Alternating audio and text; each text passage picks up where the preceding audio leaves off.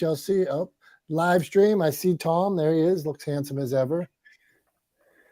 Thank you. Not doing so bad yourself. The hair's all in order today, looking good. I take that as quite a compliment, and you can't see it here, live streamers.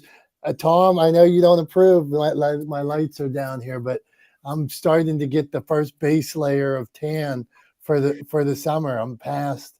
I mean, it's go. I'll carry this tan on till October, November. I can go strong till November.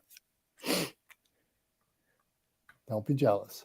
I mean, I get tan. I spend a ton of time outside. I just, with all the training and stuff that I do. I mean, this morning, all my training was inside because it's a little chilly out and it's faster for me to just get it done inside. But yeah, I mean, I do, I spend a ton of time outside, but I also put a ton of sunblock on because I'm not wanting to get, I've got, several people in my family have had,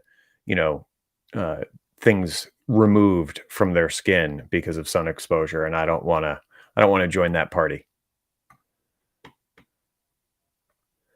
But I have bad habits. Like, I have bad habits too. So I'm not trying to paint myself like I'm some kind of like I'm without fault. I definitely have some bad habits.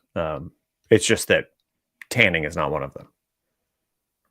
Understood. Bad habits are, sometimes you just have to accept you are who you are. You know what I mean? Like,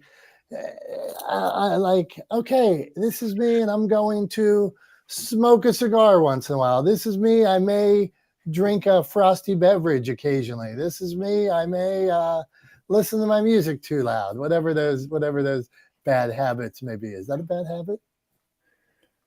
I mean, I don't know, but I mean, you named one of mine. I smoke cigars. So here I am, an Ironman triathlete running marathons and half marathons and covering 140 miles in an Ironman triathlon. And I smoke cigars.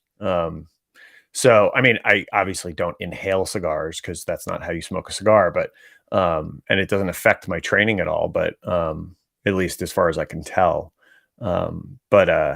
But yeah, we all make silly decisions and have bad habits. I mean, I used to smoke a lot of cigarettes. So, I smoked like a pack a day for like 20 years. So, we should just talk about all the bad things we do. Go on. I mean, how much time do we have today? Like, that is a scab that is, if we pick off that scab, I don't think the bleeding will ever stop. Yeah, that's true. If I told you guys how much fried chicken I eat, I had some good wings this week. They were seasoned, a new place. I had heard about it. There's a little hole in the wall bar. Man, the wings were on point, Tom. A seasoned wing, crispy. Come on. I don't know if this is a New York thing, right? So like, I'm gonna ask this. I don't know if this is a New York thing, but like, do Chinese restaurants in other parts of the country do chicken wings? Is that a thing in other parts of the country? Like, Flash, give me a. It looks like Dr. Tachi is saying that it's a thing.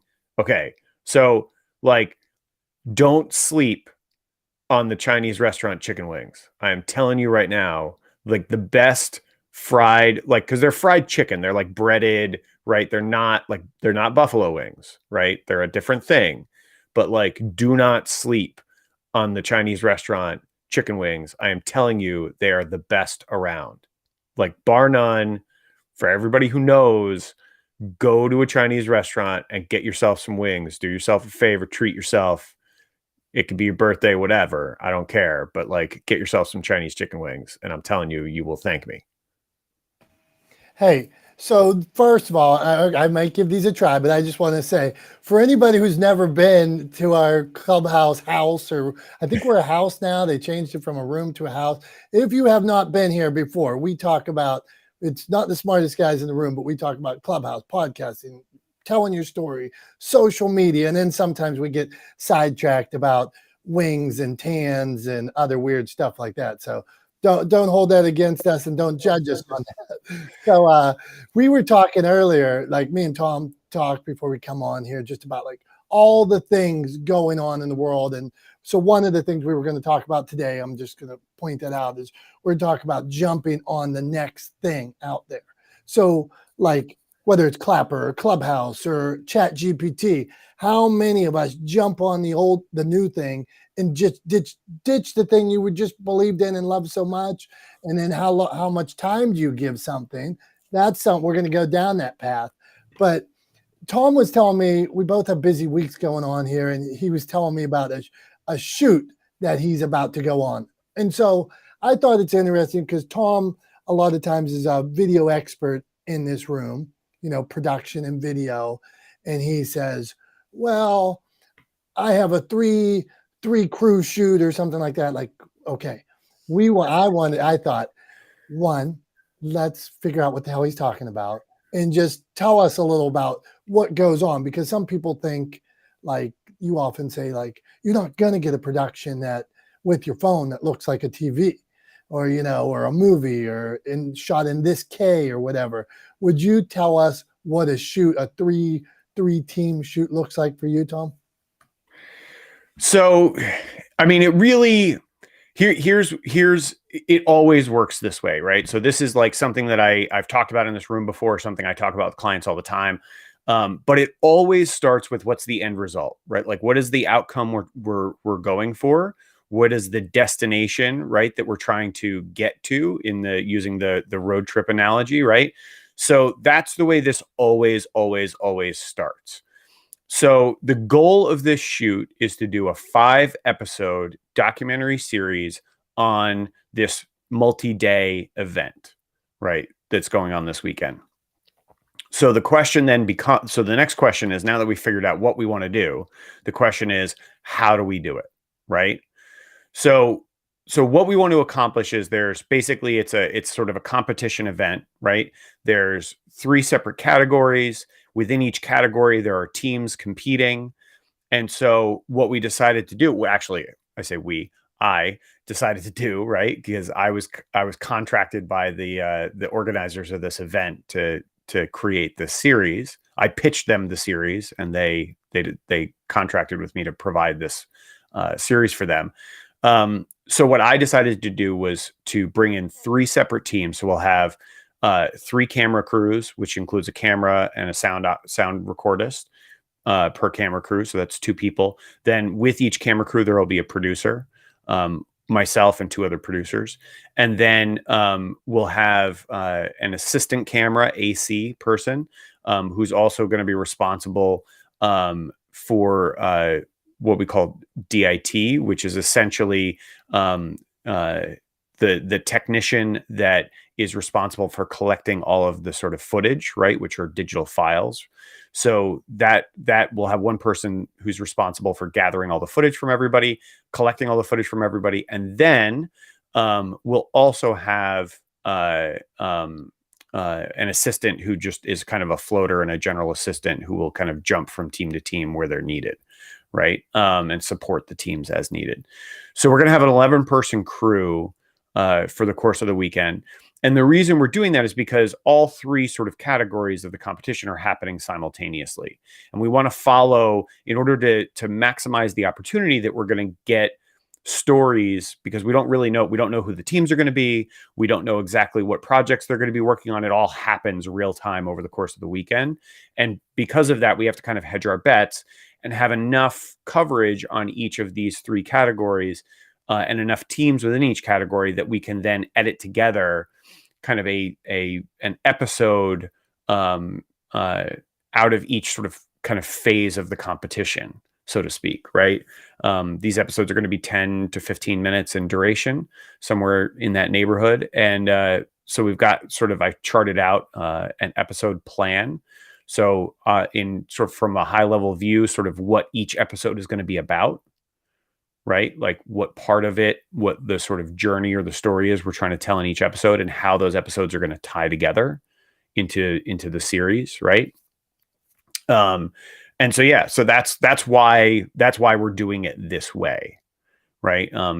Those are all the kind of the things that go into the decision-making process, in terms of like, coming to a decision on what we're going to film.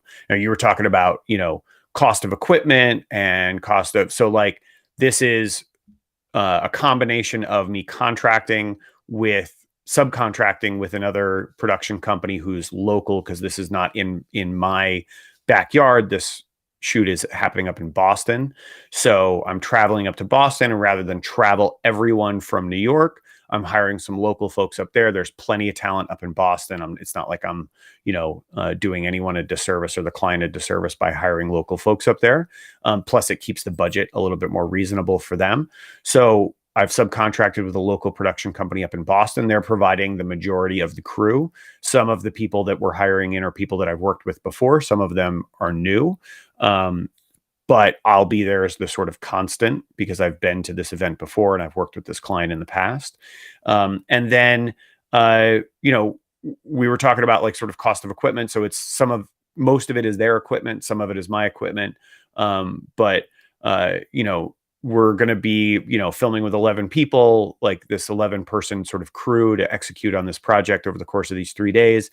And, all total, the cost of the shoot is going to be, tens of thousands of dollars. And, we're not buying the equipment for the shoot, but, the equipment that we'll be utilizing for the shoot, like total value, if you were to go buy it off the shelf to use it, would be about $100,000. So that's kind of what we're throwing at this project to try to get something that it could be very, very easily could be down the line sold to an online streaming service, and could be a documentary series we put out on those services, to draw more attention to this organization and the work that they're doing. That's really the goal behind what we're doing. But yeah, that's just kind of a quick high-level view of what we're throwing at this project and kind of what's entailed with putting together something like this.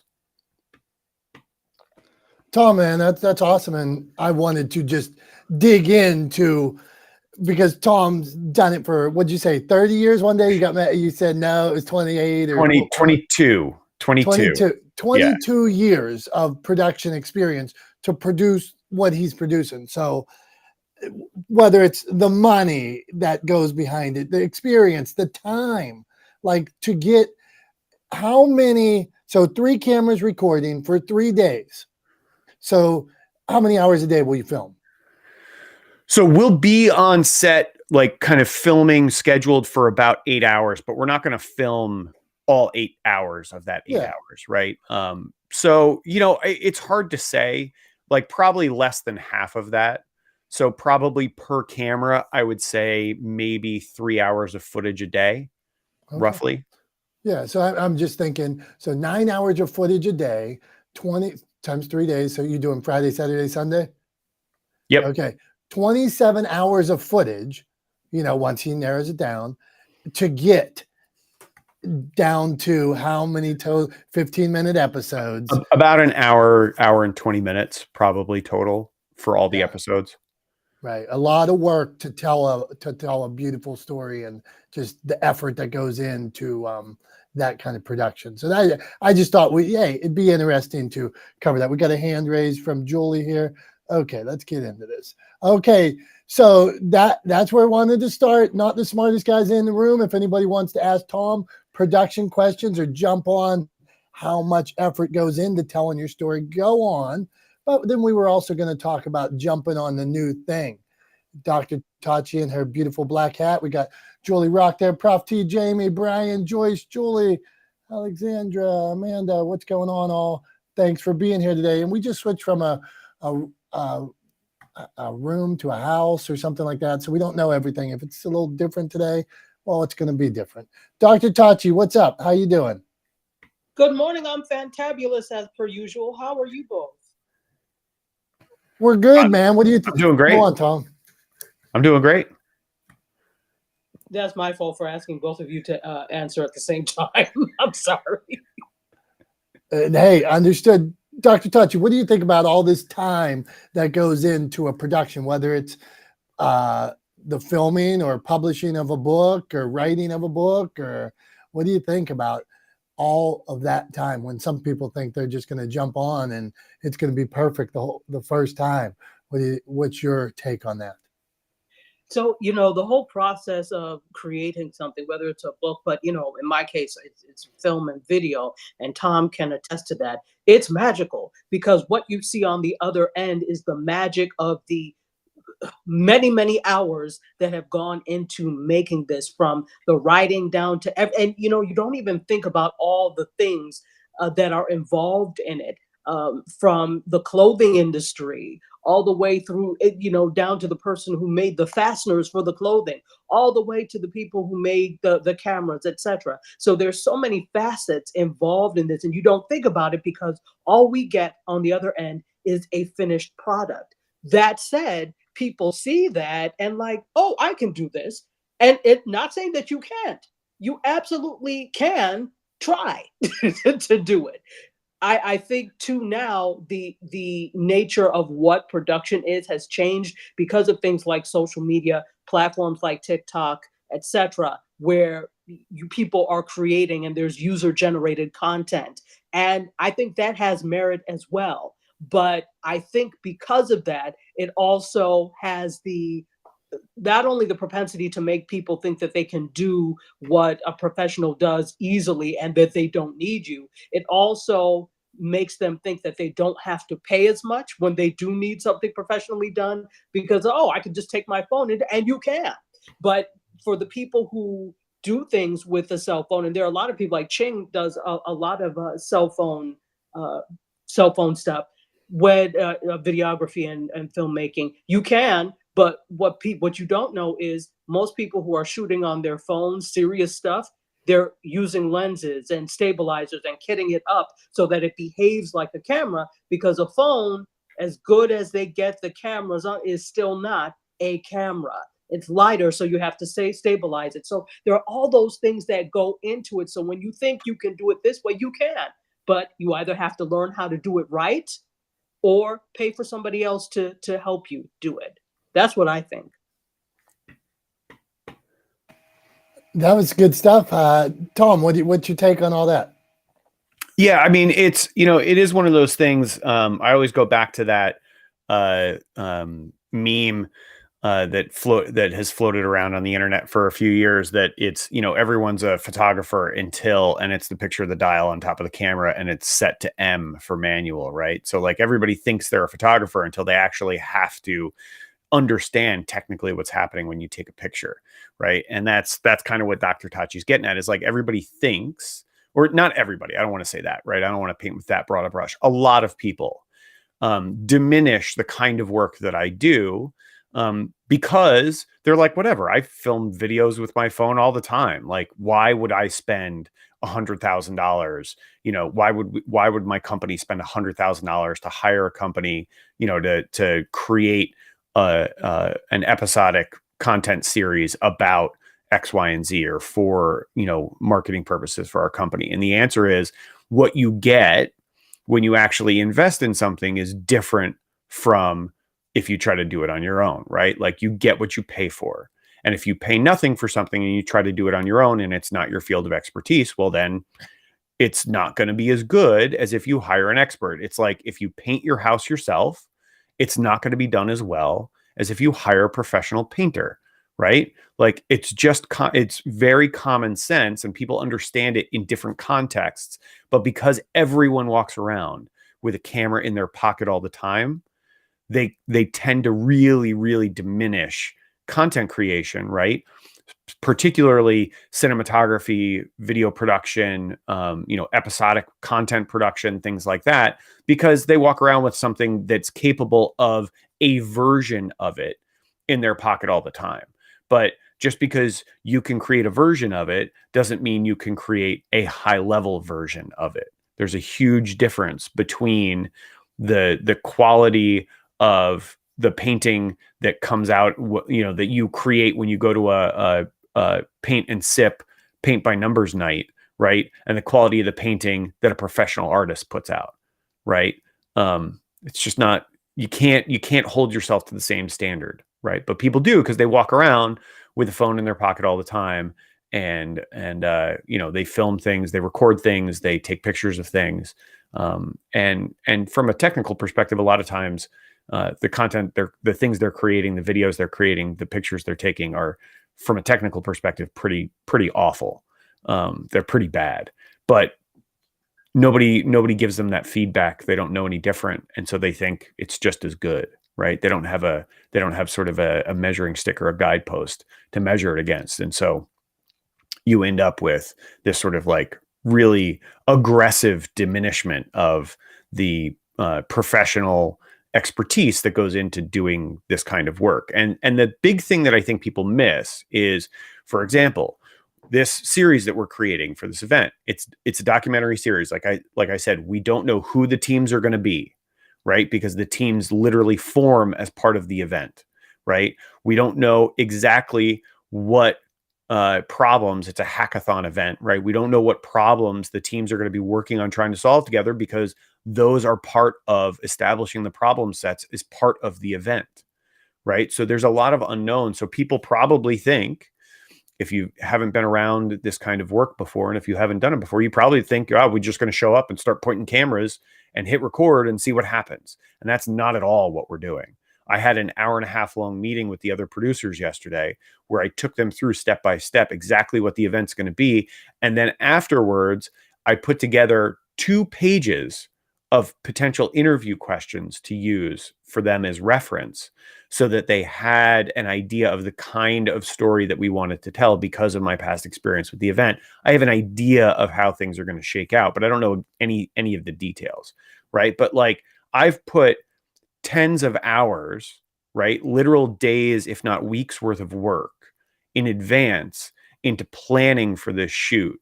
We are very much not going to show up and just point cameras at stuff and hit record. That's not how this works at all. If you know what you're doing, right? If you're doing it, you know, in a calculated, professional way. But a lot of people think that's what you do.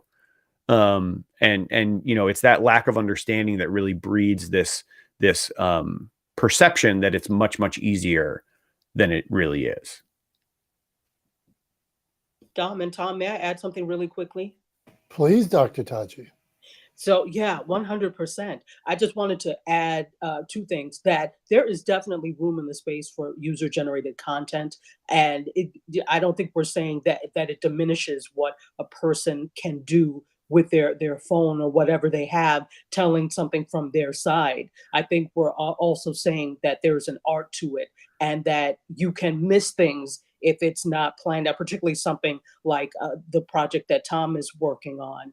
And case in point, there was a group that I'm involved in, kind of like we're fans of this one DJ, and there were several people, of course, that were shooting and doing things, but one person decided that they wanted to like produce a mini documentary on it, and they had never done any documentary work before.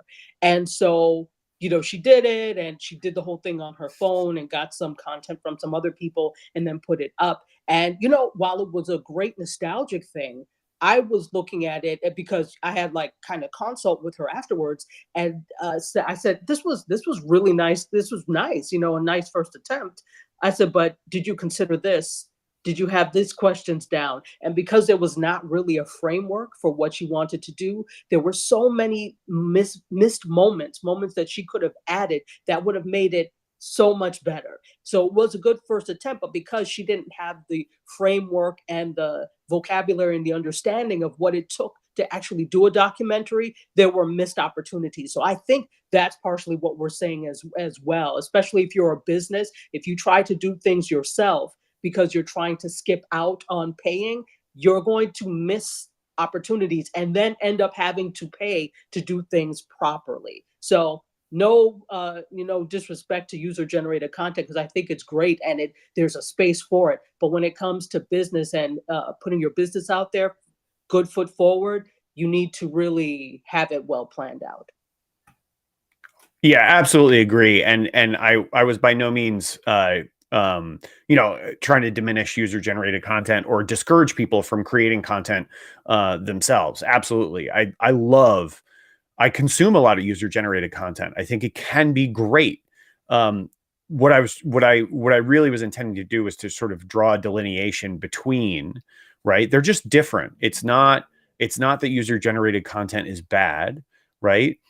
Everything has kind of a time and place. But like, if you went to Netflix to watch a documentary series and it was 100% user generated content, you would feel gypped and you probably wouldn't watch it, right? You'd be like, why is this on Netflix? This belongs on TikTok, right? I mean, so everything kind of has a place, or it belongs on YouTube. It doesn't belong on Netflix. Like, why are they paying to put this out, right? It would be confusing.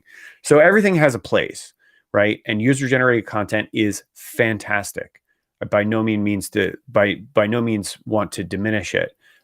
What I was really trying to get at was, just because you've created or can create user generated content doesn't mean you can do the kind of work that I do, right? Any more than I could do what anybody, like, I couldn't do what all of my clients do or any of my clients do, right? They're all in different industries. Some of them are attorneys. Some of them, are this, organization up in Boston. Some of them are nonprofit healthcare organizations. I can't do any of what they do, right?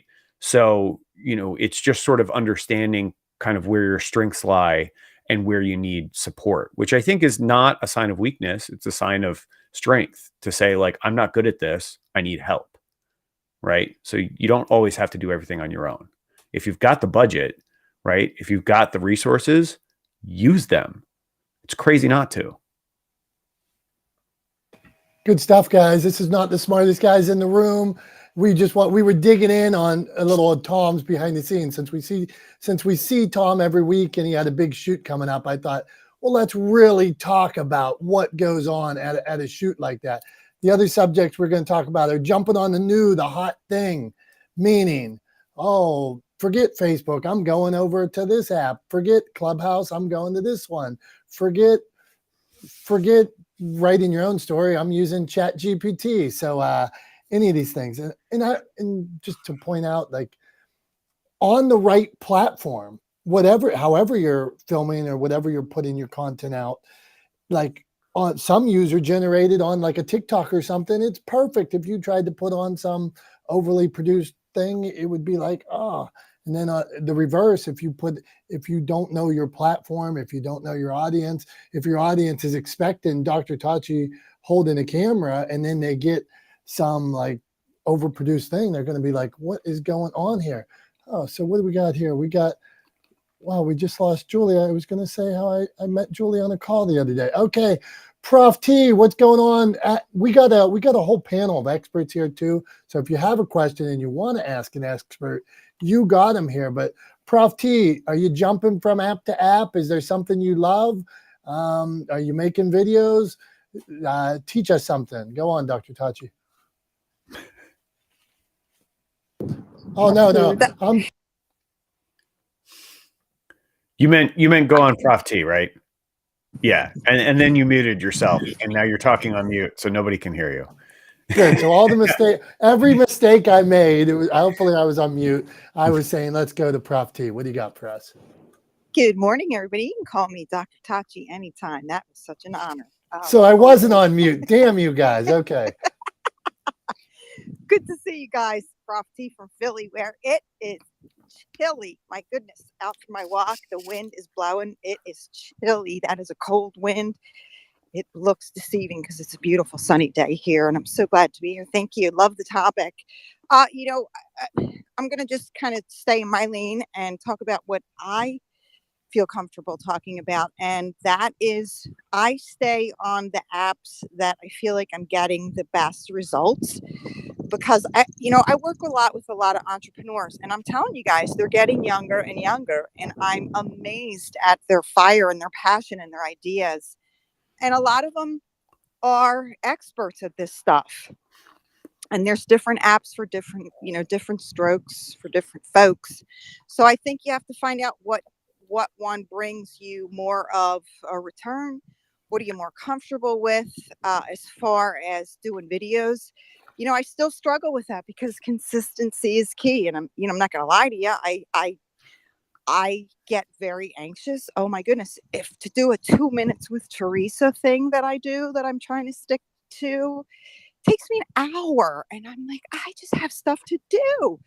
So I do feel like you definitely need to do some video. You need good content.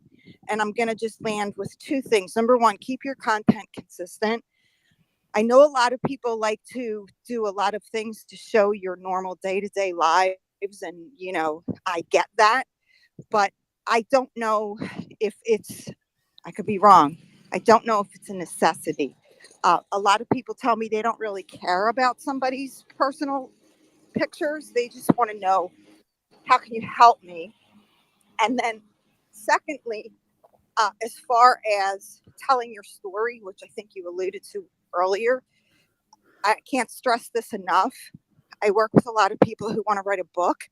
I work with a lot of people who actually did write a book. They self-published, and you know, they're not selling their books, and they don't know how, and they're at a crossroads, and they're, you know, facing a dilemma. They paid a lot of money and nobody's buying their book. So you really have to do your diligence. Know who you're working with. When you're going to spend that kind of money, you have to know that you're working with somebody who has your best interest at heart.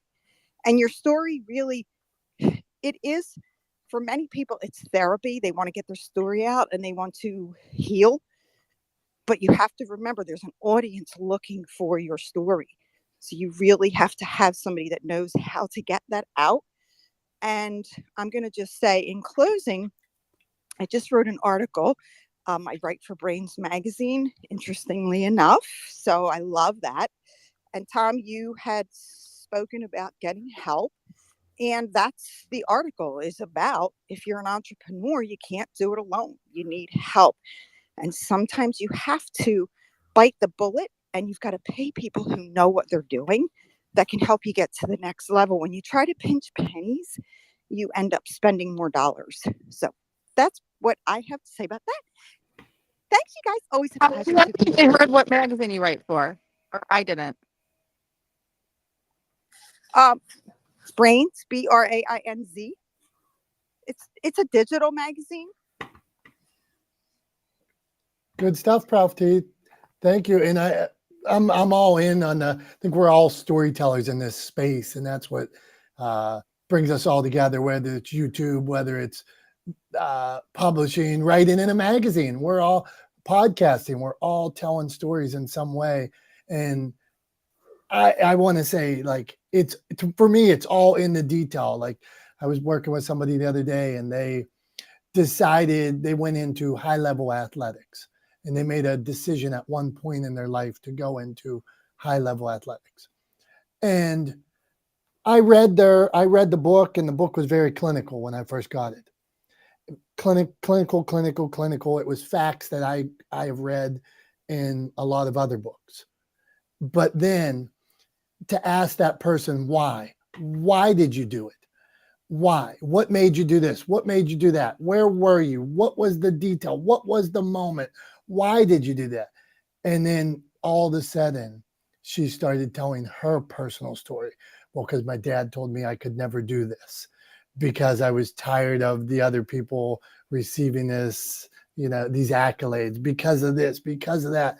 And then once she started to tell her story, man, was it good. So I'm going to go down another route here. Like, what we're all jumping on. We talked about jumping on these new apps and things like that. I use ChatGPT. I think ChatGPT is kind of cool. Give me some content, whatever. But ChatGPT can't tell your story, right? There's no way it can tell Prof T's story. It doesn't know about Prof T and her son. It doesn't know what Prof T's been through. It doesn't know how she feels when she starts to turn that camera on. It doesn't know those things. And when you tell that story, that's what separates you from everybody else. So I keep telling that story. We will go on. We will meet another storyteller here. The next guy we got is Brian P. Swift. He's out. Brian, where do you weigh in? I don't even need to ask you a question. You just do your thing. Good morning, everyone. I hope everybody's having a great day. Yes, storytelling, it's the key. Just be genuine and be who you are. I've loved collaborating. It's made me better at everything I do because everybody brings a little different perspective and a little different point of view and sees things a little differently. So, whether you're collaborating just at a ground level or collaborating at a coaching level, it seems to have at least made me better at storytelling and keep what I need to do front of mind. So, and as we said, whether that's book, whether that's podcast, whether that's a radio show, get out there because your story is making a difference. So, love it. Swift, how do you decide who to collaborate with? I'm sure 1,000 people come to you with ideas, and then you're like, this is the one that, I want to jump on. Or what is it about? Is it just the idea? Is it the person? What makes you say, yeah, let's investigate this. Let's take it a step farther. Good question. I think, like anything, it's got to be of genuine interest to you, that genuinely touches you, just like the person. So I think the idea has got to be much like, you meet 10 people and there's those 2 people you just feel a need to reach out to and to maybe bring closer into your arena. Some of it's a feeling, some of it is because it is of genuine interest in something maybe you're involved with or in your wheelhouse. I think kind of like the difference from knowing right and wrong, we all have that inside of us. You just kind of know it. And I think that maybe it's an intuition that when you get around people that you kind of get. I'm complete. All right, Swift, you're on fire, man. Keep up the good work. Go on, Tom.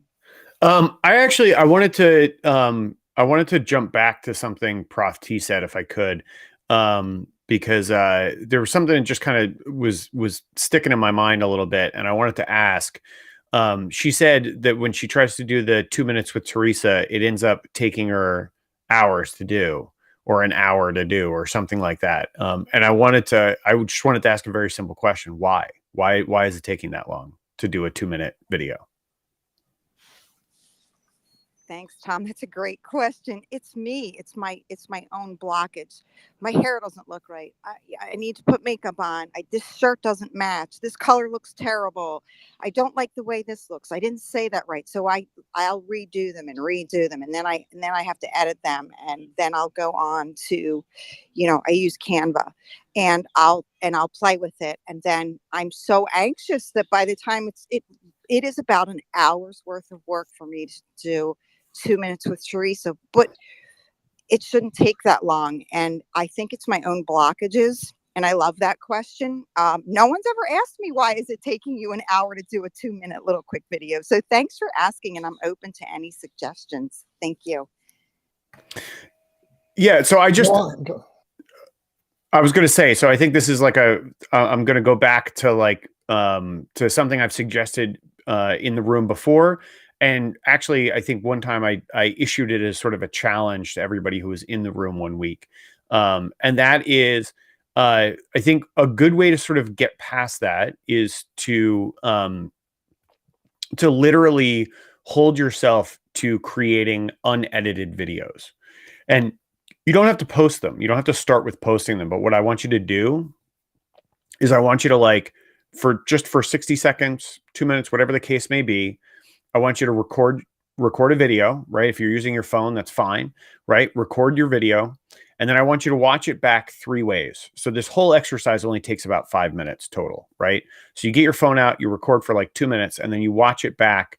If you're doing a 2-minute video, it takes a little bit longer than that. Sorry, my math was wrong. But anyway, you watch it back 3 ways. So the first time you watch it back, I want you to just turn the volume all the way up, put it face down on the table, and just listen to yourself, right? The second time you watch it back, I want you to turn the volume all the way down and just watch yourself. And then the third time you watch it back, I want you to watch it with audio, right? And the point of this exercise is to get you to sort of listen to what you're saying, right?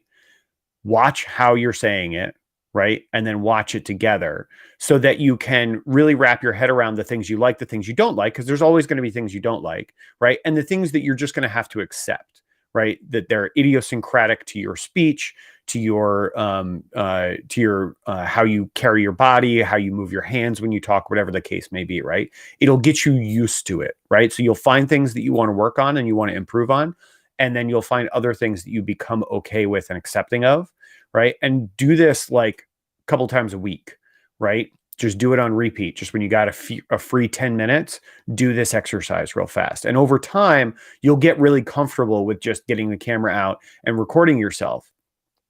And eventually that 2-minute video will literally take 2 minutes to make. And then if you want to pop it in Canva to throw a graphic on it or something like that, you can. But you're going to find that like now it takes you 15 minutes to do, like from start to finish, like it's posted, it's live on the internet, 15 minutes to do 2 minutes with Teresa instead of an hour. Right. And now all of a sudden that is a much more attainable goal. But just the only way to really improve it is to do it. And the way to take the pressure off is by not posting everything you do. Just make these recordings that you don't ever intend to post that are just for you, and just practice, practice, practice. Thank you. Thank you so much. That is priceless gold. Mic drop. Thank you, Tom. Yeah, it was, Tom. You're on fire, man. And I would say, like, get outside too. And I know when Tom did his videos, that series he was doing, he was walking a lot. For anybody in this, I would think if you're going to do short videos, get outside, walk, move. Sometimes that allows you to open up. If you're sitting in your office, you're looking at the things behind you. You're looking at, you get so focused on how you're sitting, how you're slouching, how the light hits you. All of a sudden you're outside doing a short video like that. There's a lot of things you can't control. You're going to accept that. Just find a green path and walk down that path and tell your story. And I would think you'll be on 5 minutes before you know it, and not as focused on, like me. If I sit in this room, if you're on the live stream right now, I do like 5-minute videos or something sometimes, and I'll do 5 tips to publishing your book, 5 tips to sharing your story. And then I look and I'm like, hey, wait, that thing's weird behind me, or hey, that light's weird, or something like that. But if I just go outside and I was in front of my garage or walking down a path, well, I'm not worried about these things that I see every day that are all of a sudden, hey, wait, Lou Albano looks weird behind me. Okay, so let's move on here. Not the smartest guys in the room. Julie Rock, you were here, you were gone. We need to hear from you. I was in a lovely conversation with her the other day. We were on a Zoom. She was vibrant and full of energy and knowledge. So where do you weigh in on all this, or ask a question or share a tip? That's where we're going. What do you got for us?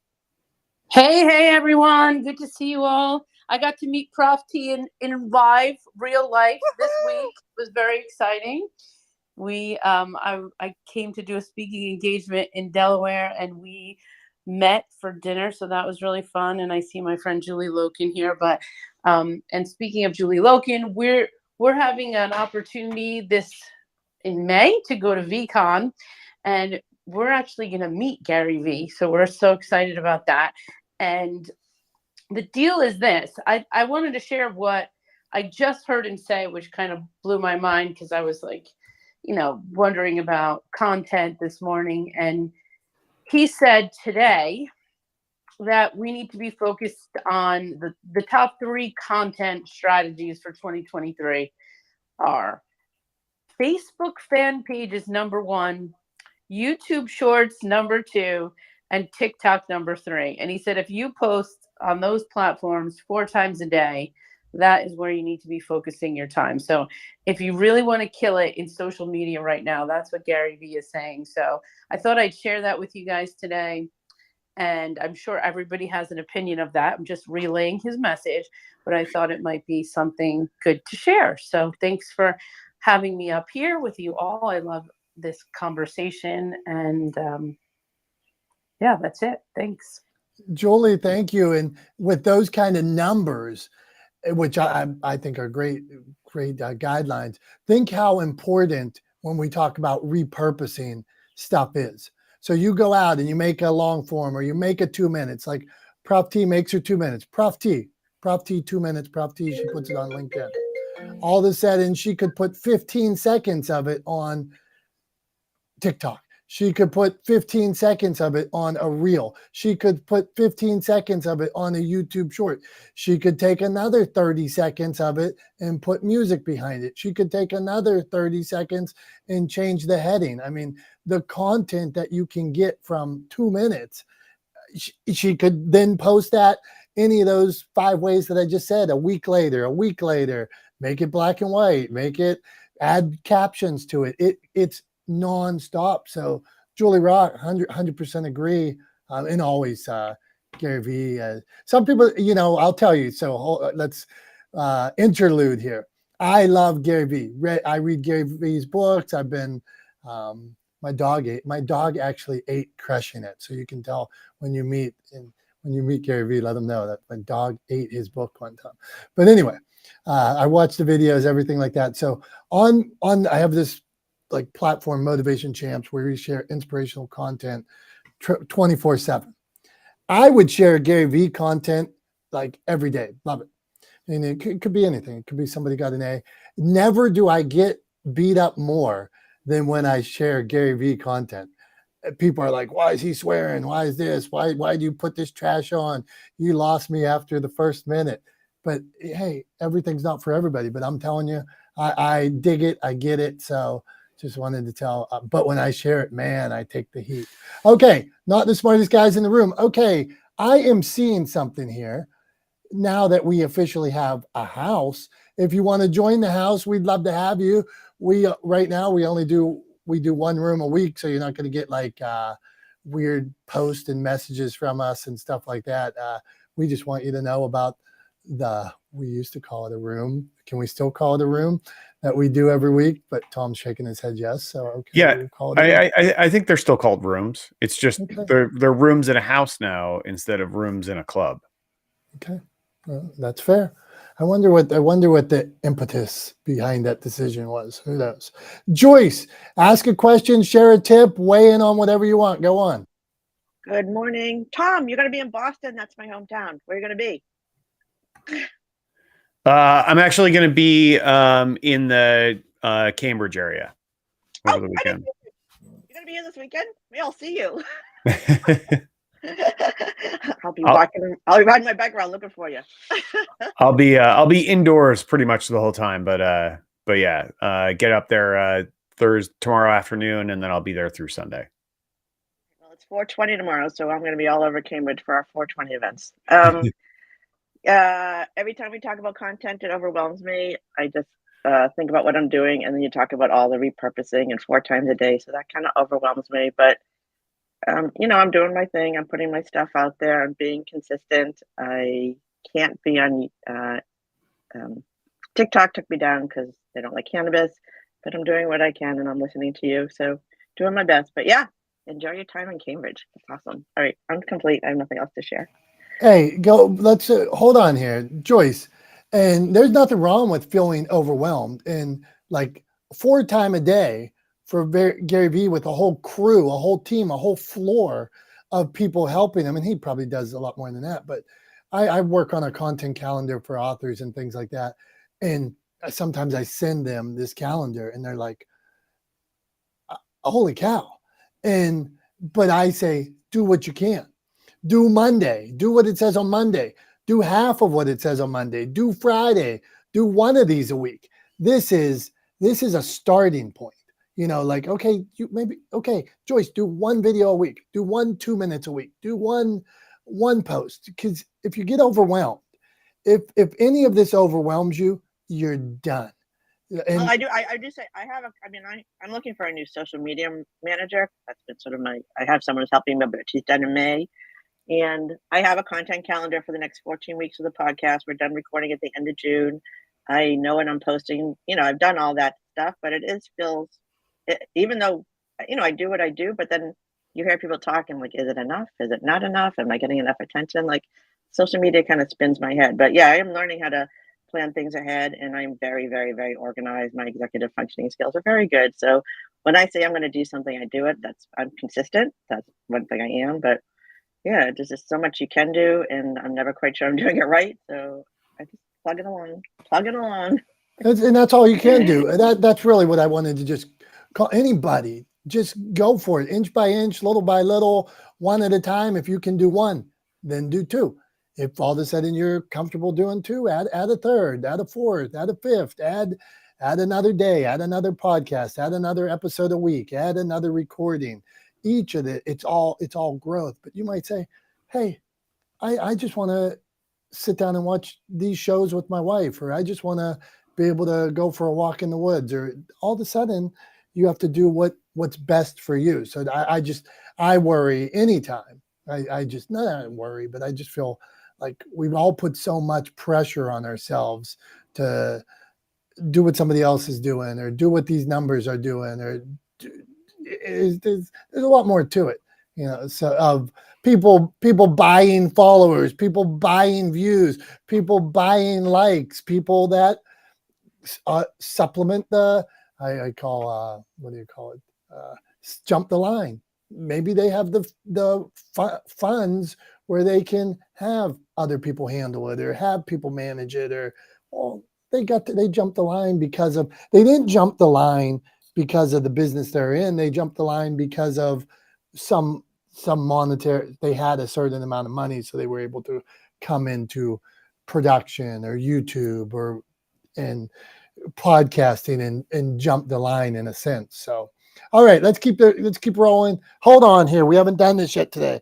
So only for the live streamers, I'm going to show you, I've been unveiling stuff the last couple of weeks. Then we're going to meet Amanda.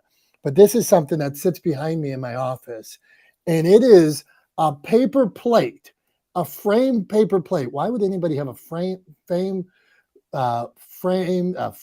paper plate? Tom, what do you think about this? It has Mean Joe Green on it, and it says "one for the thumb." This is on my wall paper plate. What do you think about it? Did somebody draw on the paper plate? Is that why is it art on the paper plate, or is it printed on the paper plate? No, man, it's printed on the paper plate. That's just cool as can be. This is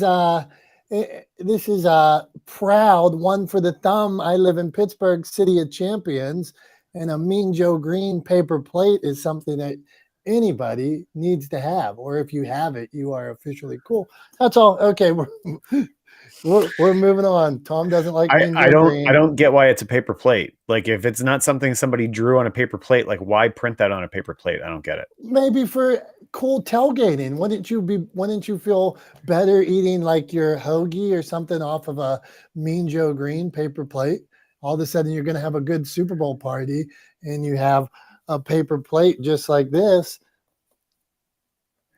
I don't know that I want my plate staring at me. That feels weird. Like, the outside of a cup, I'm totally on board with, or something like that. Like, I could see it printed on a cup.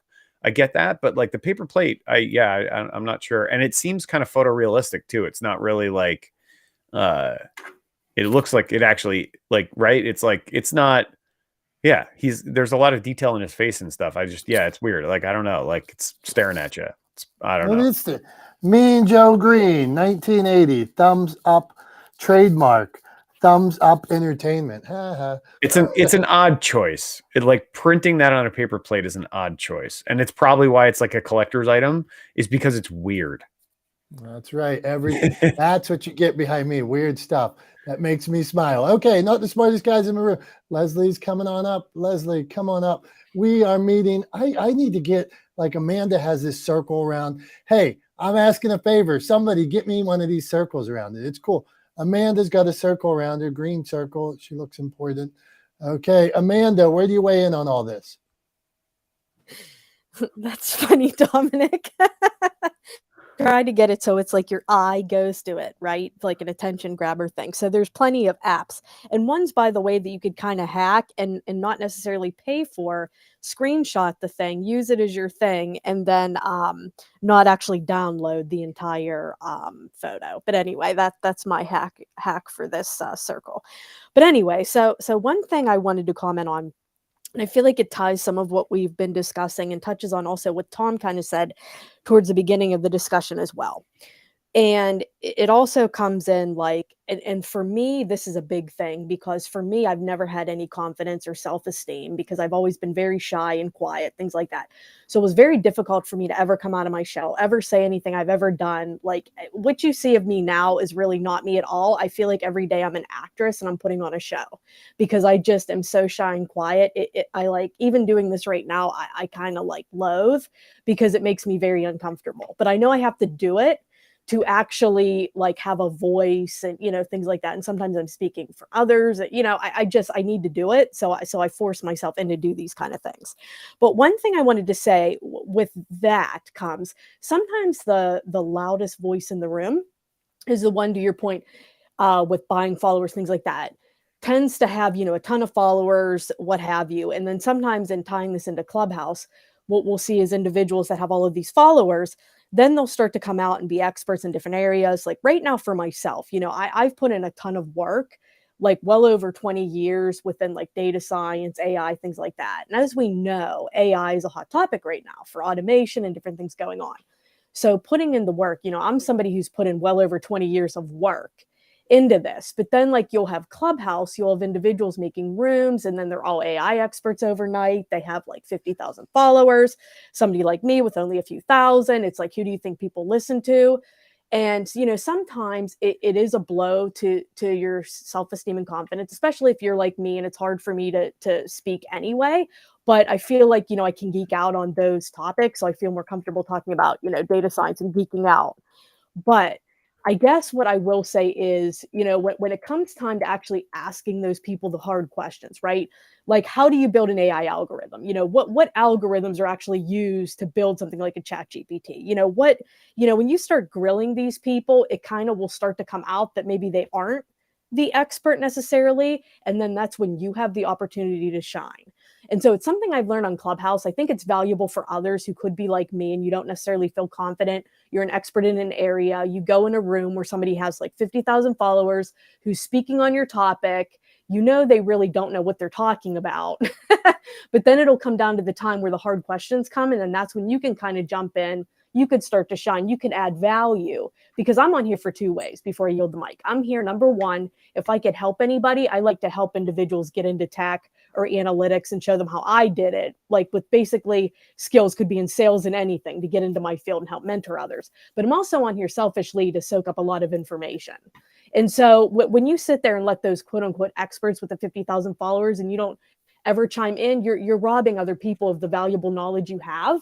So I just, you know, if you're like me, just know that, you know, that's your time to shine. When somebody asks the difficult questions on stage and the person's kind of like, well, you know, next topic, you could kind of be like, wait, I actually know that, and then chime in, and then you can add value and start to build your confidence. And that's kind of what's helped me on Clubhouse. But anyway, sorry, it was kind of like a rant, but I hope it had some positivity in there for others like me as well. And with that, I'll yield the mic.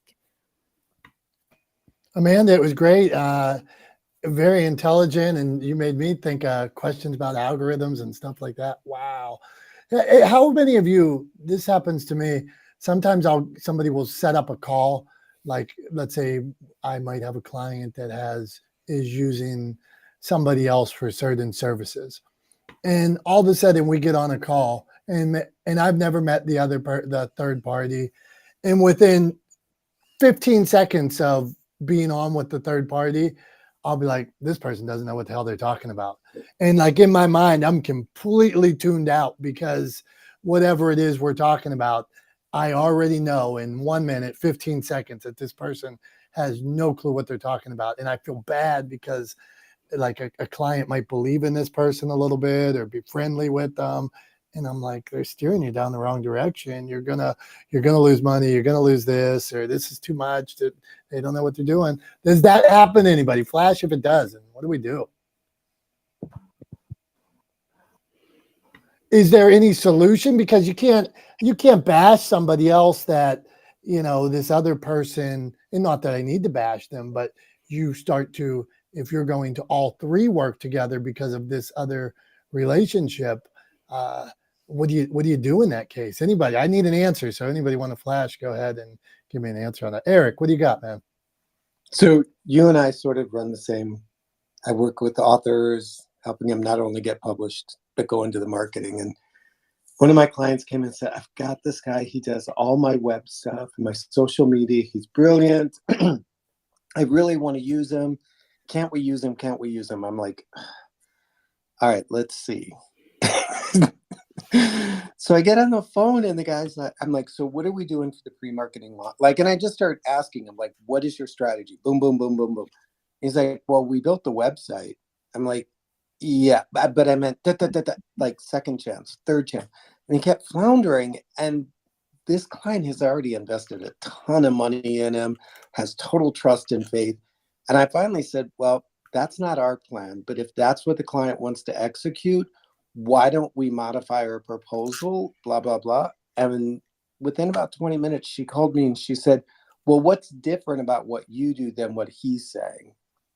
And I told her, and she said, so it sounds like he doesn't do what you do the way you do it. And I want the success that you bring. So I'm going to have to figure out how to get rid of him, so to speak. And so I let them make the difference by pointing out the decision by pointing out the difference. Because, it started showing up really quick that this guy was just doing the minimal amount with the most money. And she had thought it was the stellar.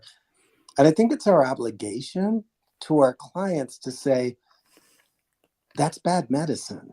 Like, I don't know where you read it, but that's bad medicine and you're swallowing it and it's not going to turn out the way you want. And I'm not going to connect my product, my business, my name to that bad medicine because you're going to blame me because the other person's going to throw me under the bus to save their business. And so I'm getting out before it gets ugly, and I'll leave it there. Eric, thank you, man. I appreciate it. And well said. I'm just, as you're sitting there, I'm just thinking, yep, been there, where all of a sudden 6 months later, somebody comes back and says, why did third party do it like this? And I'm like, I tried to tell you, that now we have these issues and this issue and this, could have done it. And then they end up firing. I've had multiple times where they end up firing the other person. But it's down the road where they figure out that person was using them or overcharging them or wasn't really delivering. But I think all of us come, like Amanda was saying, there's rooms out here where people say, make $1 million tomorrow. Well, that's pretty cool. I think I'm going to give this guy a shot, or get this many followers this quickly. You're like, wait a minute. Buy this and get listed in every magazine in the history of time. How am I going to be listed? Get a listing. Okay, yeah. Don't get me started on listings, Eric. You know about listings. But what I was going to say is, you be okay with letting that business go, because I think in my early days I would have fought for that, and I would have entered into a bad marriage just so I didn't have to sleep alone, so to speak. And over time, I realized that bad money is really bad money. It doesn't suddenly turn to okay money and then good money and then great money. It stays bad money from the beginning to the end. That now it's like, I'm sorry, you know what? That looks like bad money. And we just don't need that going into I perceive every dollar that I earn going into my kid's mouth across the table. Because if you have a 14-year-old kid, that's pretty much what happens. And so I'm kind of like, you know what? I don't need that bad money going into my kids' mouths. So let's just not start that relationship. And my teammates might say, but we're not going to hit our target. I'm like, no, but we're going to survive. We're going to live. We're going to breathe. And we're going to be better ready for the right money to come along. Right on, Eric, man. Right on. I had a call with somebody one day that they were writing a book, and they felt that it was inspirational. I stay in the inspiration, motivation, coaching stuff. They felt that it was motivational. And then at one point they were helping somebody and they fell in love with the person they were helping, and the person was underage. And I'm like, what the F are we talking about here? I had to actually set my camera off in the middle of the meeting, like we're Zoom meeting. And I'm like, I'm not touching this with a 10-foot pole, and I'm trying to get out of that conversation as quick as I could. And hey, this person can go do their own thing, but they're not going to do it with me. All right, not the smartest guys in the room. We saw my paper plate. We talked about Tom's multiple camera shoot. Now we got Julie Loken. She was on the phone before. She's very busy, so we're happy she's in this room with us. Julie Loken, you're back. Weigh in on everything here. What do you got for us? Give us a tip. Well, I don't want to just come out of left field and start talking about something random, but I guess my thoughts are, yeah, be very, very conscious of who you partner with, collaborate with, or hire. Do your due diligence, do the background checks.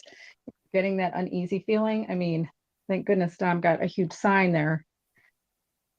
Just walk away, because there's plenty of other people out there that will do a good job or do support your vision. Yeah, underage love affairs, that's one to run away from really quickly. So thanks, everybody. Yeah, and I try to be PC. I'm great at being PC, so I cleaned that up as much as I could for this conversation. What an idiot! What a jackass this guy was. Okay, let's move on. Jamie, what do you got for us? Give us a tip, share a story. Come on.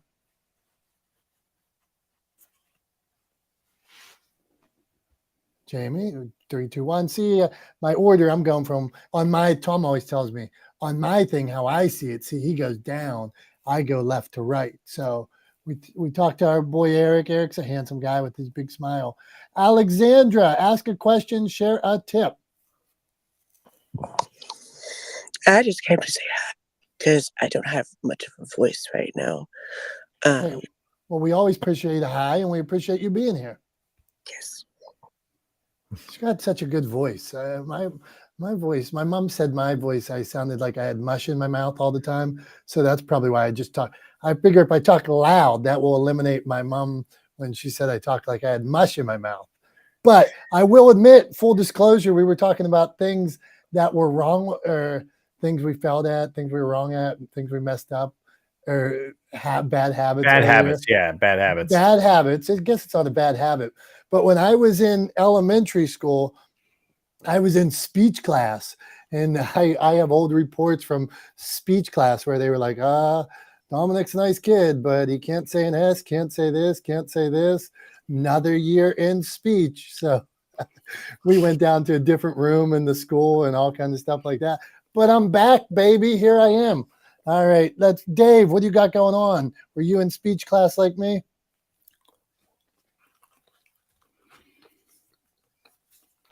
Dave wasn't in speech class. Okay. John. I was in speech class. Who was in speech class? Dave was in speech. I was in speech class too. That's funny. Yeah. If anybody else here, now I'm feeling good today. Anybody else ever in speech class? Yeah. Come on. There we go. We were the crew. You could have hung out with me. That's why we can speak, because I taught us.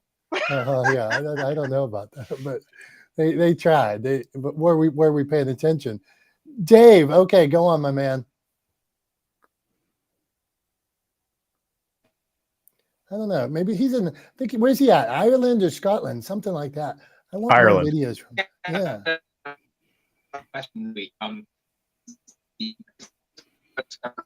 Yeah. Today we got your. I'm going to come back to you because your mic's sounding weird right now. Okay, John. Okay. Go on. Now we can hear you. Give your question. Got it. Yeah. So my question is about discovery calls. So I've been getting more discovery calls, but I can't seem to get to the part to get to kind of close the client.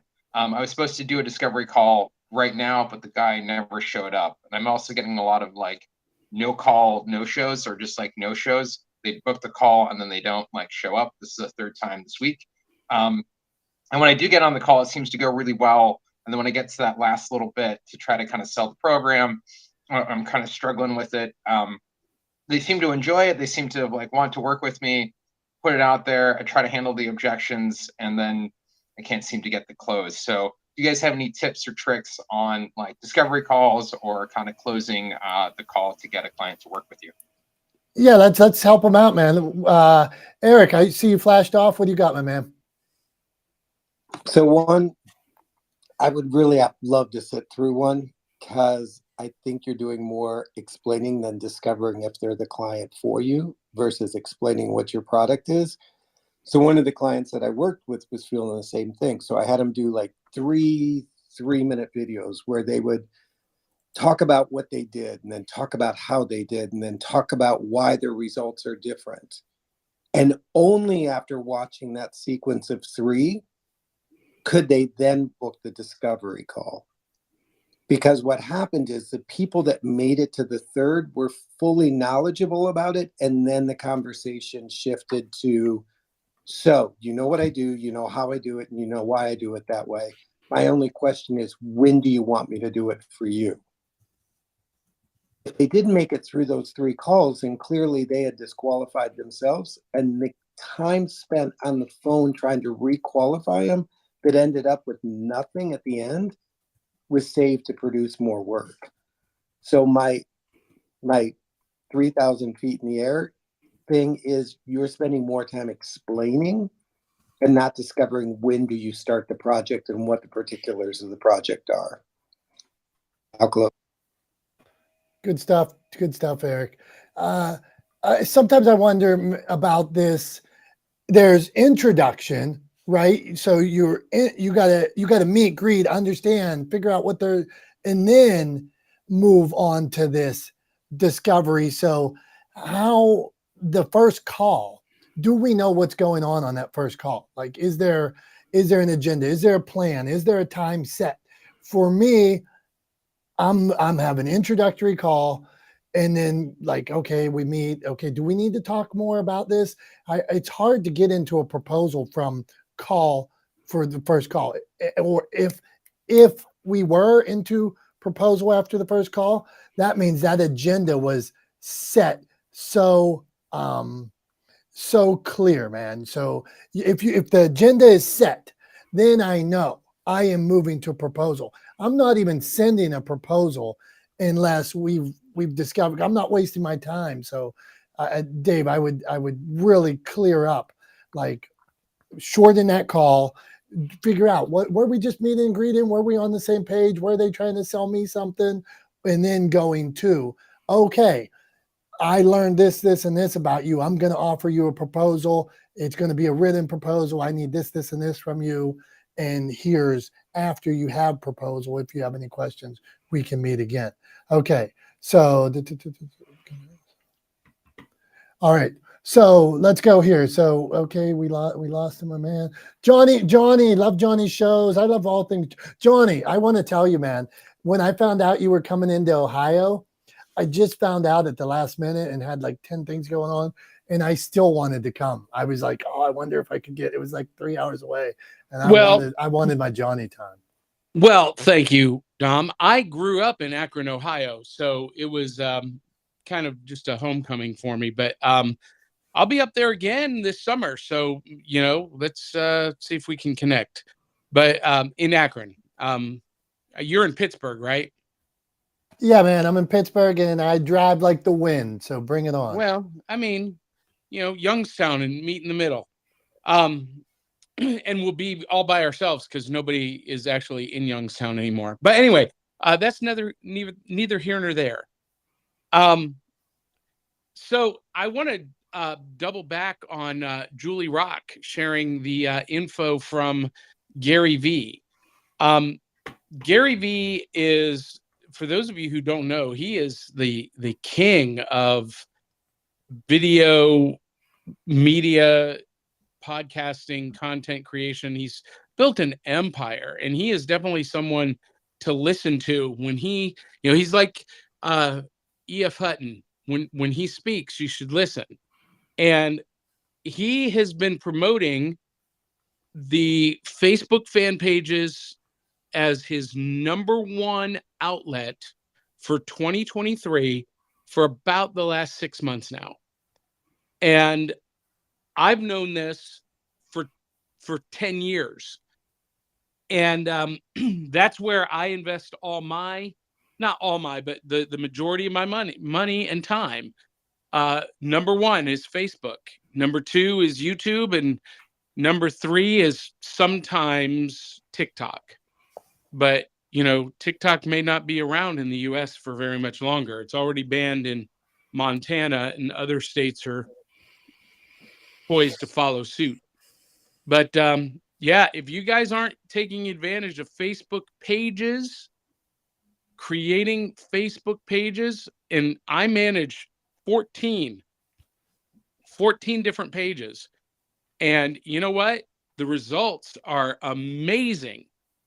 I just launched a brand new Facebook fan page 7 days ago for a rebranding project for my magic performances.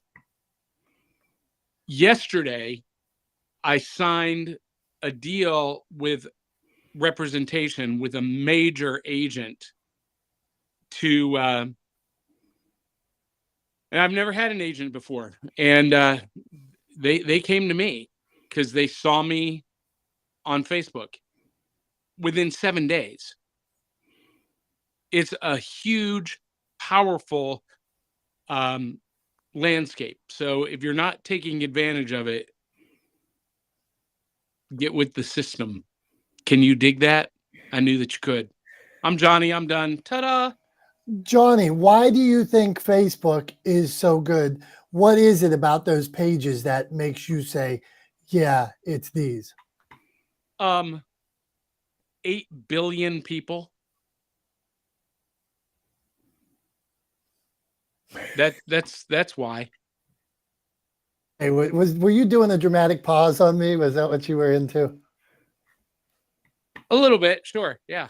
Okay, we'll accept it. Well, and here's the deal. So I mastered Facebook early on. I was one of the early adopters of Facebook. In the early days, I was one of the first 300 people on that platform. I've been there. I've seen all of the changes, updates, revisions, attrition, everything.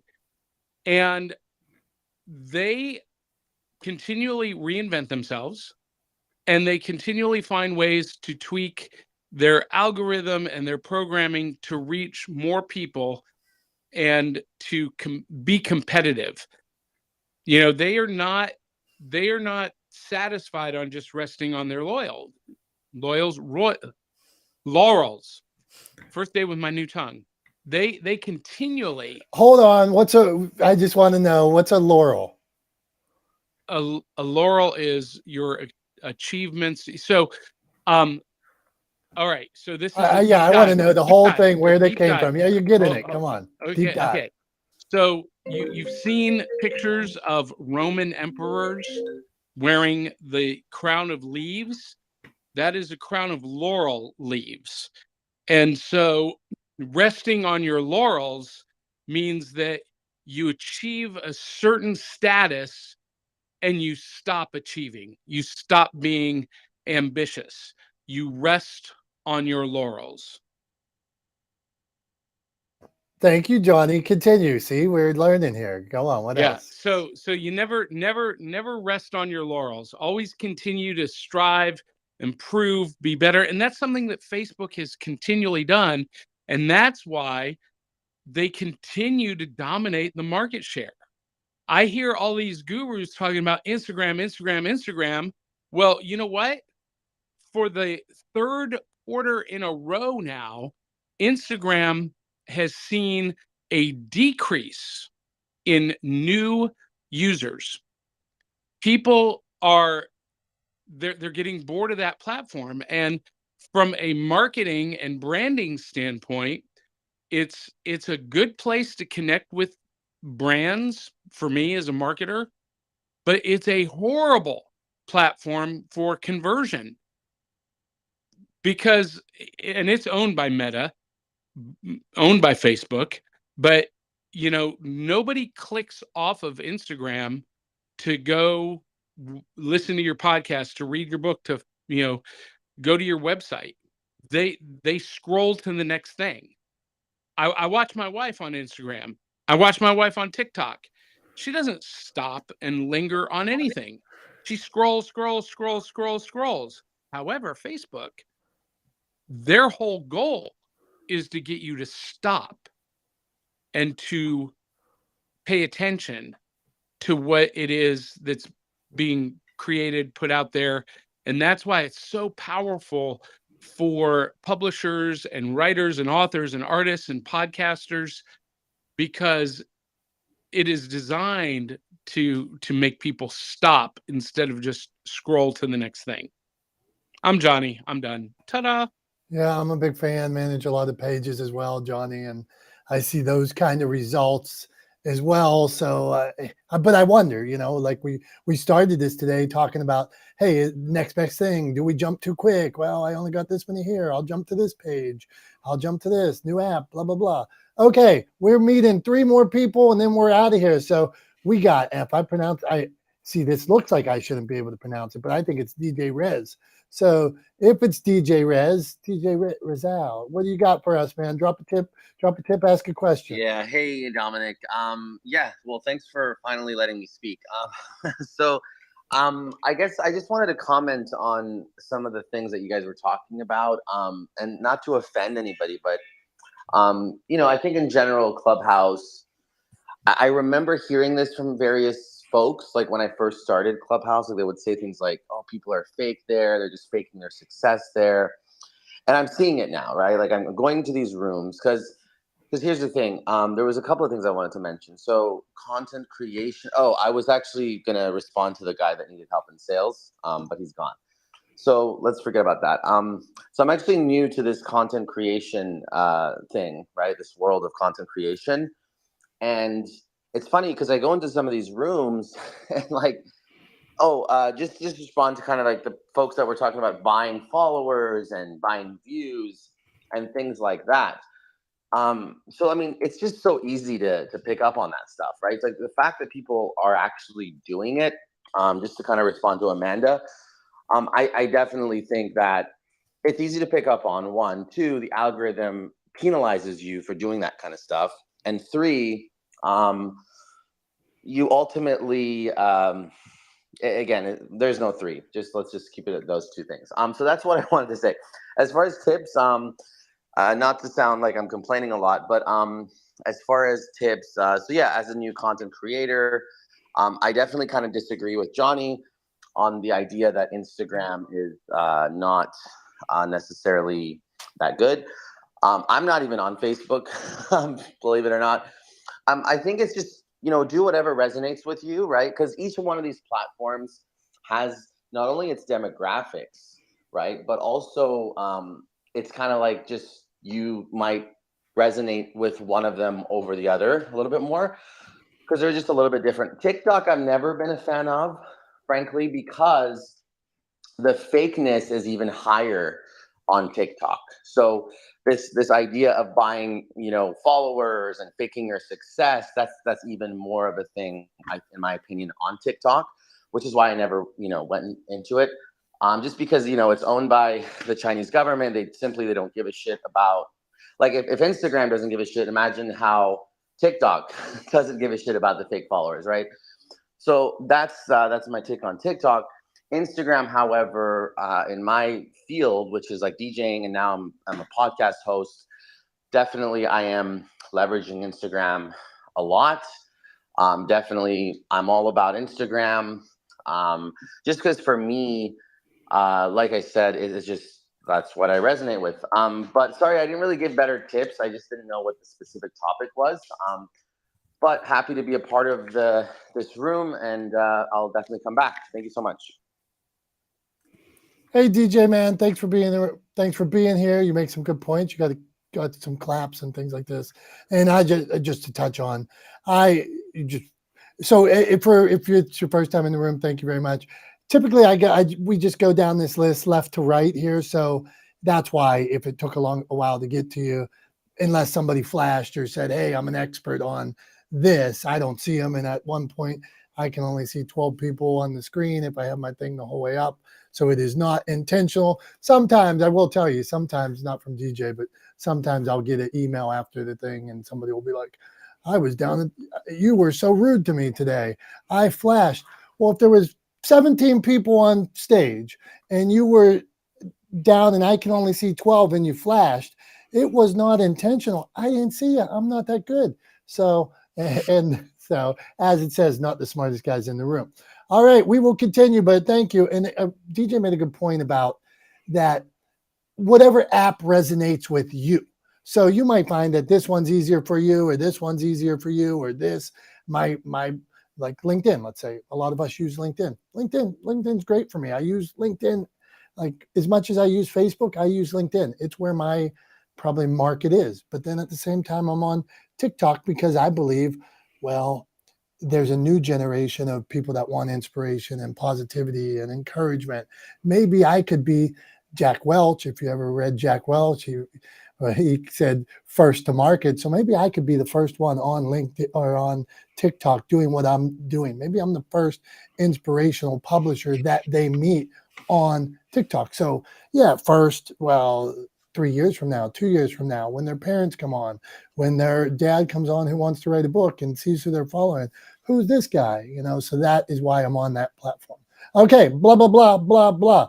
Triple J, man, you got a tip for us or a question? Go on. Oh, no tips. I'm new to podcasting, so I seen your house a little while ago, and I jumped in the room, just to learn, and because I'm a baby podcaster, basically, so I'm trying to learn how to do some things. I got a podcast now that I'm co-hosting with a good friend of mine, and we're talking about our transformational journeys. Me coming from 11 years of type 2 diabetes and being able to put it in remission. And I still have it in remission after 2.5 years, just talking about that journey. And also, it's Champions for Health. That's what our podcast is called. And so what we're doing is we're finding stories of other people that are championing their health as well. And so we're on a mission to do that. And I also have a podcast that I'm working on, my personal podcast, to kind of not mirror that, but kind of just, about my story a little bit more in depth and stuff like that. And maybe put out some journal entries and some different things. I'm just kind of brainstorming right now. But my question was, when you're co-hosting, what's some good ways, some good, I asked Dr. I think it's Tachi. I hope I said that right. Don't kill me if it's wrong. But I asked her about some good techniques that I can use for co-hosting interviewing when you're interviewing someone. So we're kind of new to it. So we're just trying to learn and do as we go. Right now, we're just kind of doing things on the fly right now. But if anybody has any tips for me or anything I can read or go find, I would be greatly appreciative of it. I mean, I've got it is Dr. Tachi. You got it right. Triple J, and welcome to the room. I got a suggestion for you when it comes to doing interviews. The best interviews, and I'm not the person who came up with this way of describing it. I'm not going to try to take credit for it, but I very much agree with this sentiment that the best interviews feel like conversations. Right. The best interviews feel like conversations. So what I would say is, while you should always prepare for an interview, right? You should do your due diligence, You should do your research. You should know who you're talking to, what's interesting about their story, what you want to talk about, what the sort of highlights are, et cetera, et cetera.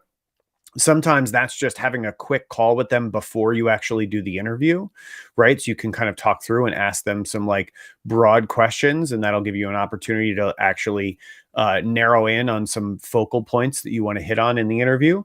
So definitely do that. Do pre-interviews, do your due diligence, and do some research on the person you're interviewing.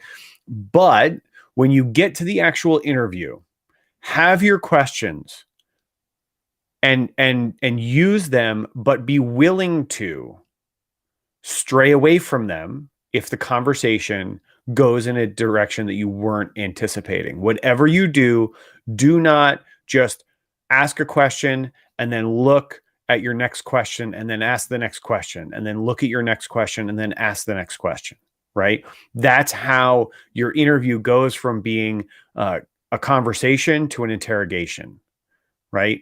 Because it feels like you have an agenda and you want to know what you want to know, and you don't really care what they have to say, right? It feels like you're not listening to them. So you like make it flow. You kind of got your questions as a guide. But exactly. If it kind of goes into a different area, let it keep going that way, and kind of just let it flow. Yeah, exactly. The questions. So let's say you're driving down the highway. There's a guardrail on both sides of the side of the highway you're on. The questions are the guardrail. So like you can switch lanes, right? Depending on how the conversation goes and what they say, you can ask a follow-up question to something really interesting they just said. Just so long you can stay on the road, right? Those questions, those guardrails are going to keep you on the road. But like, feel free to switch lanes. Don't feel like you have to ask exactly the questions that you've written down in advance, because that's a good way to make it feel like an interrogation and not a conversation. Okay, gotcha. I totally get that. Thank you. Hey, Dr. Tachi, since it was podcasting, is there anything you wanted to add?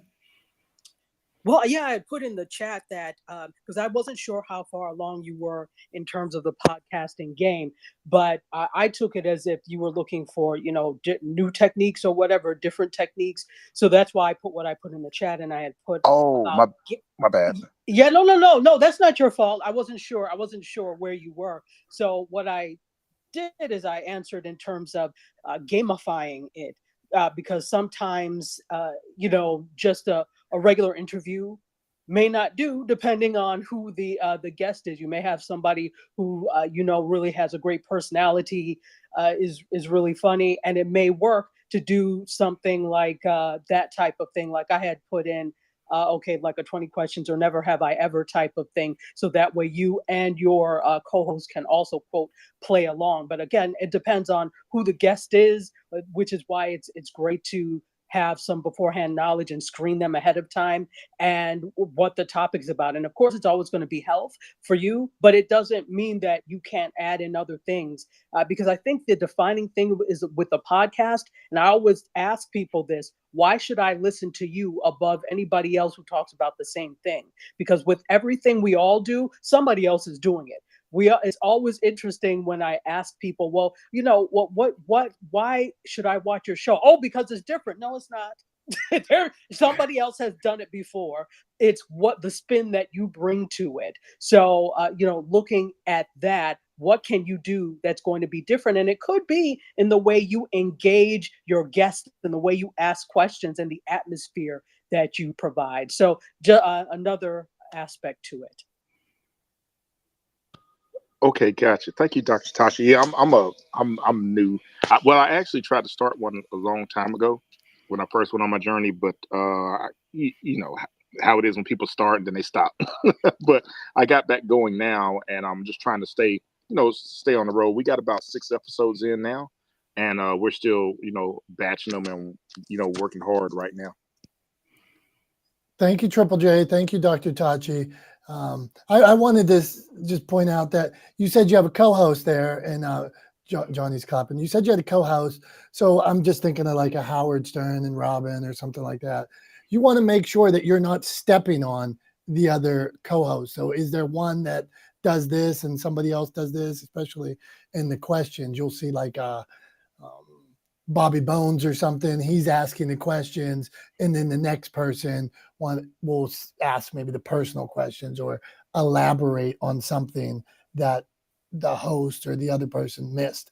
Johnny, you flashed, and then DJ, I think you flashed. So Johnny, then DJ, then we'll go to our man, Tom. Okay, go on, Johnny. So Triple J, if you got 6 episodes in the can, it's time to publish them.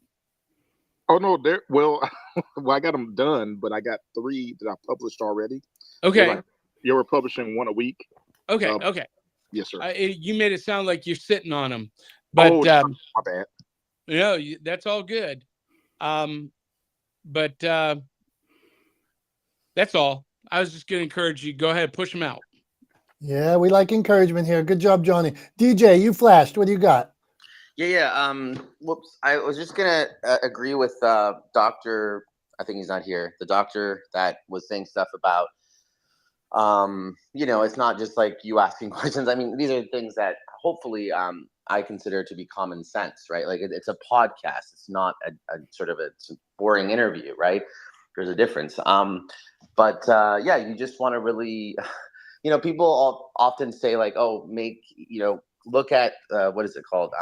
Pay attention to the people that are listening, right? that's what I've heard from people is like, you know, imagine you're the listener. This is ultimately what you're bringing in. But for me, I really value my guests. That's kind of what I've been doing, is really kind of catering and to my guests. Kind of, yes, the listeners are important, but I think it's important to also kind of make your guests feel special. They're giving you their time and all of that. In terms of just some basic, more tangible tips for kind of the style, as Dr. Dr. Tashi, sorry, you are here. As you pointed out, yeah, everybody is kind of saying the same thing, right? It's just embracing your own uniqueness and just really realizing that if somebody is interested in listening to you, it's because you're saying it. Doesn't mean that there isn't other people saying it, or, you know, so that's kind of what I wanted to add. And I actually personally haven't released all my episodes either. I've only released one, but I've done like 7 or 8. The reason behind it is I'm just trying to like kind of be careful a little bit too, because some of my stuff is a little bit controversial. So I have to kind of be careful before posting some stuff out there, which hopefully I can ask you folks this question sometime in the future or even now. How do you protect yourself as a podcast host? Kind of been a very challenging thing for me. And in fact, I spent $339 talking to a lawyer for 30 minutes yesterday, and he didn't give me anything. So if you guys have any tips around that, I would appreciate it. Thank you. Hey, DJ Red, I'm sorry, I missed the last part. So what was the question? What were you talking to the lawyer about? I missed it. Sure. So basically, I guess somebody sort of told me that I should run this stuff by a lawyer, in the sense that, like, if somebody basically, for reasons like saying the wrong thing, or what is the word, defamation or something like that, things like that, right? So what I had yesterday, and lawyers are very expensive. Holy shit. Like 30 minutes cost me $339. And to be honest with you, I could have YouTubed everything he told me. He didn't tell me much, right? Other than call me if you have fires to put out. That's all he said for 30 minutes. So I just wanted to kind of know if any of your podcasts are the types of podcasts perhaps that are a little bit controversial, because for me, the types of topics I cover are, I don't even want to say, in my opinion, they're not controversial, frankly, but like, you know, we do get into like some of the things like dating, sex, relationships, those types of things. So I'm just wondering from you folks if there is a way to kind of protect myself, if you will. So I think there's a couple of things, like just in terms of like best practices you can do that'll probably be beneficial. I'm going to preface this by saying I am not a lawyer. This is not legal advice. But what I would suggest, just from a best practices perspective, is don't name names or change names, right? If you're talking about a particular situation, don't say who it was, right? Like you noticed I was talking, or if you were here in the room when I was talking about this project I've got coming up this weekend, I intentionally didn't say who my client is. I didn't say exactly where I'm going to be filming, you know, and that's just because, like, look, I'm talking about my own opinions, the work that I'm doing behind the scenes. It really has nothing to do with my client. So, there's no reason to pull them into it, right? And tie them to something I said on this live stream. So I didn't mention them, right? So I think changing names, not mentioning names, things like that will help you protect yourself. And then the other thing too is make clear that what you're saying is an opinion, right? That's important, right? Say it, make clear that what you're saying is an opinion. And then as I understand it, again, I'm not an attorney, but as I understand it, malice is part of the standard that goes into somebody suing you for defamation, right? So they have to demonstrate that you had malintent, right? That there was malice with what you were saying about them, right? So hard to do if you don't name names, right? Hard to do if you change names, and really hard to do if you say that everything you're saying is simply your opinion, right? And is not is not a fact, right? So if you portray things as opinion and you don't name names or you change names, I think generally speaking, you're fine, right? And so long as you're not portraying yourself as a news organization or something like that, you'll be held to a different standard. Of course, if you're doing that, if you're putting yourself forward as a news source, but otherwise, I think you're gonna be good. So I would just follow those kind of guidelines. Real quick, and then did you have something you wanted to say real quick before Tom, we wrap up the room? Really quick. First of all, I wish I had paid you the $339 because you gave me more helpful information. To be honest, maybe you should start your own business around this. But basically, so thanks a lot. The one quick thing is it a myth that if I incorporate sort of my DJing / podcast business, if I incorporate that, will it protect me in the sense that if somebody wants to personally sue me, now they can't because I have this company, so to speak? So is that a myth, or is that like a real thing that I can do? I've been incorporated and been sued before. They came after you personally. So anytime in your life, once you start signing your name, unless you're signing like most of us aren't at that point where we're able to sign as just the company when you go to a bank or something like that. So anytime you sign anything with your own name, you could be in trouble. So on the publishing side, I just want to touch on this. Can a reasonable person identify who or what you're talking about? So names, we change businesses, we change hair colors. Well, you're talking about my ex-husband. Well, you better change the number of kids you had. You better put a disclaimer at the beginning of the book. You better change hair color, eye color, the job they had, any of that. You are changing all that, because if a reasonable person can identify, then like somebody called me the other day, it was an author. They wrote some stuff about somebody. They just said, he's a successful guy in this business in a certain town, and he had tattoos and this and this.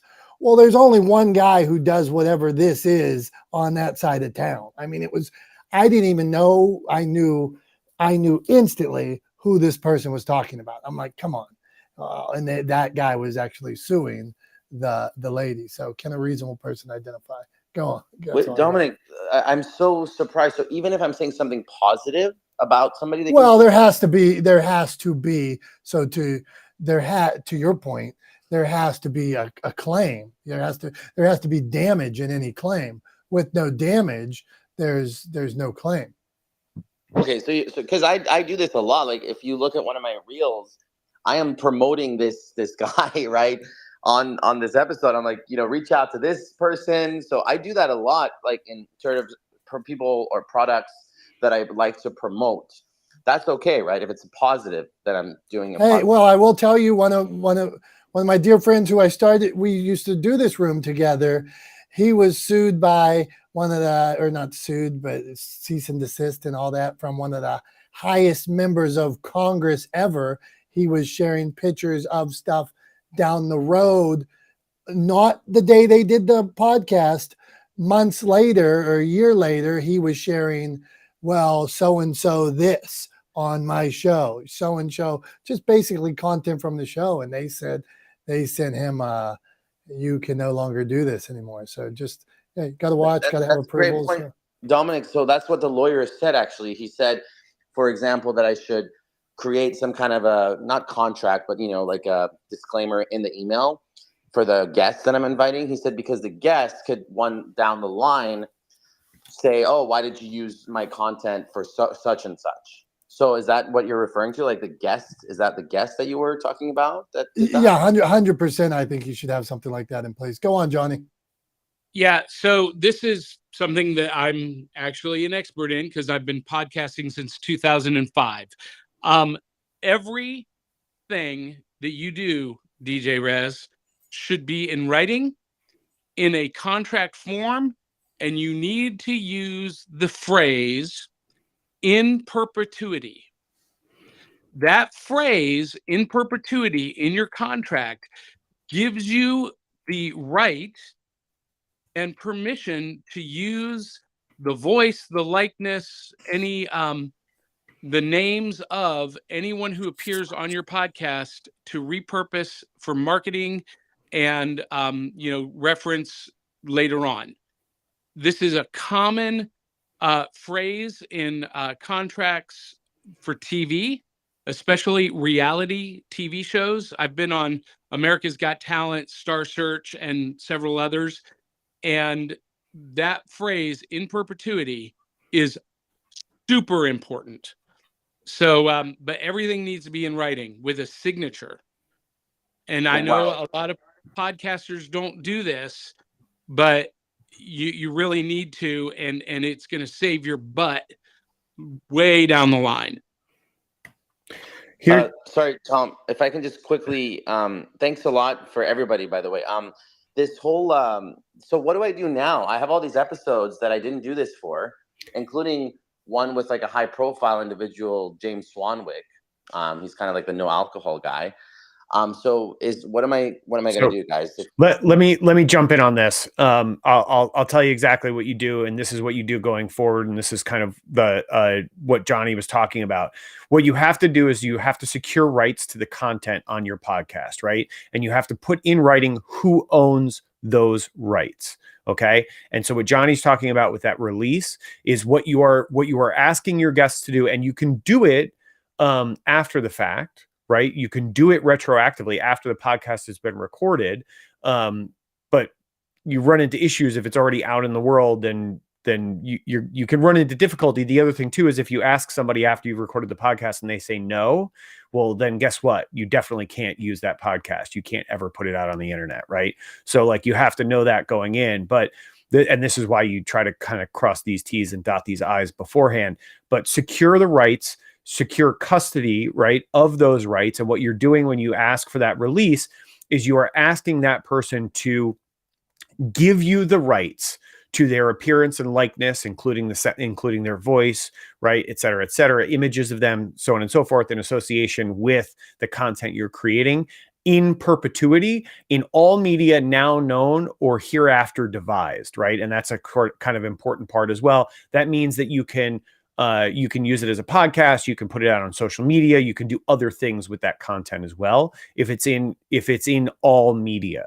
right? So that's an important part. In perpetuity, in all media now known or hereafter devised, because if somebody launches a new platform that you want to get on board with, well, guess what? You need that clause in there saying that you can use it there, even though it was devised after the contract was signed, after that release was signed. So what you need to do is have them release those ownership rights to their likeness, right, to you in the context of your podcast and the media you're producing with them. You can absolutely do it after the fact, after it's recorded. That's not a problem, but be aware if you ask and they say no, then you definitely can't use it, right? Because you are just then painting a target on yourself for a lawsuit. So that's, I want to, because Dom and I actually both have to jump out of here today. So I just want to land the plane there with that. And then for my little wrap up today, I want to obviously start by thanking everybody for being here. Thanks for the new folks for coming in.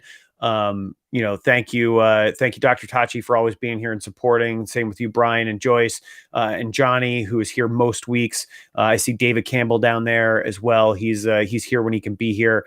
Thanks to all the new folks. I know we had a bunch of new people in the room this week. Amanda back from last week. Thanks for being here. DJ Rez, thanks for hopping up on stage. Appreciate all you guys for being here. You guys are the reason why we do this room. It's to gather a bunch of experts and answer questions and share tips and kind of raise everybody else's level of knowledge and understanding. The idea of that rising tide lifts all boats sort of thing is why we do this room and why we love having all these brilliant people in here with us, because we are not the smartest guys in the room. I'll leave you with this. I've got this big shoot coming up that we started talking about at the beginning of the show today. And during the course of the show, I got a text. Apparently one of the camera operators has had a health emergency, so hope he's okay. But he's not going to be able to be with us this weekend. So now I have to go find another camera operator to start on Friday. And while that seems like it could be a super stressful situation, I'm not really stressed. I know we'll get through it. And here's why. It's because I've been doing this for a long time. And I know that no shoot I've never been on a shoot that went exactly as planned. Something always goes sideways. And that is not limited to the production industry. That is true across the board. Every time you have something that you've planned for coming up, something will go sideways, right? And the best thing you can do is keep your head up and keep moving forward, keep putting one foot in front of the other, and deal with the problems as they arise, because and be confident in the knowledge that all the work that you've put in means that you will ultimately successfully pull off this endeavor, right? So I'm confident that we will pull off this shoot, that we will create the amazing content that we've been hired to create, and that we will blow everyone away with it. So I am off to find a new camera operator for our shoot this weekend up in Boston. Wish me luck. Thanks everybody for being here again this week. Thank you, Dom, for always running the room with such expertise. Really appreciate you. And we will see you guys next Wednesday at 9:30 a.m. Not the smartest guys in the room, myself and Tom. Thank you guys. We'll see you then. Love you. Peace out.